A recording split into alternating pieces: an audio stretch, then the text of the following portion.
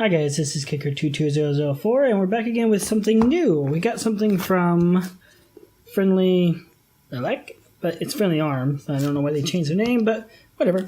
Let's take a look and see what we got. We got a box. I think we all know what that is. Let's get into it. Alright, so they sent me a couple of these little boards, and this is their NanoPiNeo2. And we're going to talk about that today really quickly. I know I don't like doing very long unboxing things. I don't really care too much about them when I watch people do a very long one, so I figure you guys don't either. Let's get into what we got. We have a 3D printed case, pretty nice, and some coolant stuff. Let's get the box out of the way there, and take a look at this board. Let's see if we can get this open here. I really like their packaging. It's really quite tough. So, got some pin headers, I'm assuming for both sides of the board. Looks like 2 sets in there, yep. And instructions. Always nice to have this. In fact, I went through this other one, and it is actually really good instructions. And there's the board if you want to pause and just take a look at all the details. But they did go through on how to get their images, and even how to power it off, which I found kind of odd. But that's weird. Let's look at the board here. Alright. Very small. It's 40 millimeters by 40 millimeters.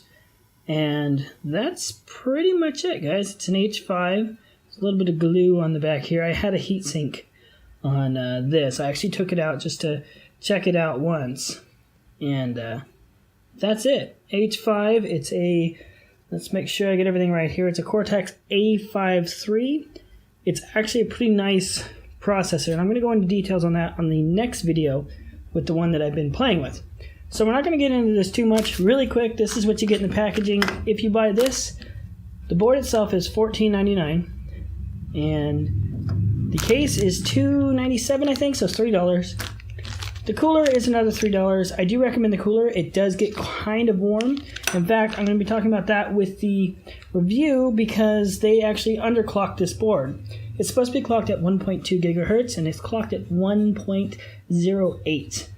And it's a voltage clock, so food for thought there. Anyway, pretty easy. Let's take a look and see what we get in here. 3D printed case I found to be quite nice. I had some stringing, but that's 3D printers. And how you put this board in, the easiest I found, put your cooler on the bottom first, and then fish it through the front, pretty easy, and then squish it down through the back. And it lines up pretty nicely, actually. And then of course the top, snap it on there, done. Put long screws through it, which will come in your bag here. I didn't bother putting on the heatsink screws because obviously I wanted to use the holes in this.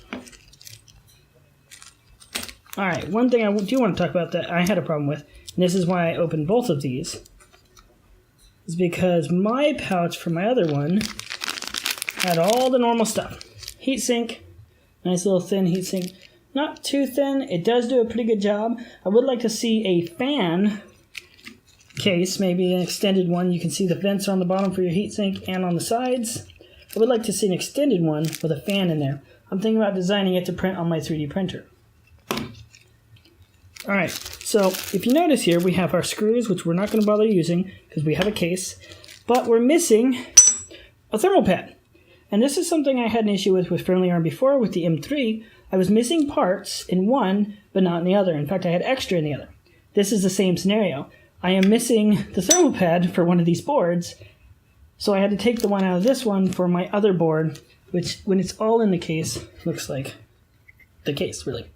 I do wish that these little sockets would be inset more, so these nuts are smooth, but overall it's kind of a minor complaint when you consider how small this little board actually is. And the fact that you have cords going out of both sides is kind of irritating, but minor problems. Also, one of the things I praised them for with these boards on the M3 was that they included, oops, let's see if I can get this guy out of here fairly easy. All right, I praised them for their SD card slot. if you remember back on my M3 video, you can click it in and push again to click it out.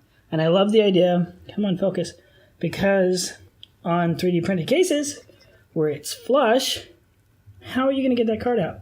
You can't push it in to pop it out. So I have to get a pair of like tweezers just to pull that out because I've got too big of hands for it. So a little bit of a downside there, but it's again nitpicking. So anyway guys, this is the very fast unboxing of the NanoPiNeo2 512 gigs of RAM, sorry, I wish, 512 megabytes of RAM. And again, specs are all right here if you want to go down it, but overall, it's pretty simple. You have your GPIO pins. You have actually 4 little pins down here for audio, so you can set up a mic and an audio out. And you've got extra pins over here for IR and extra things.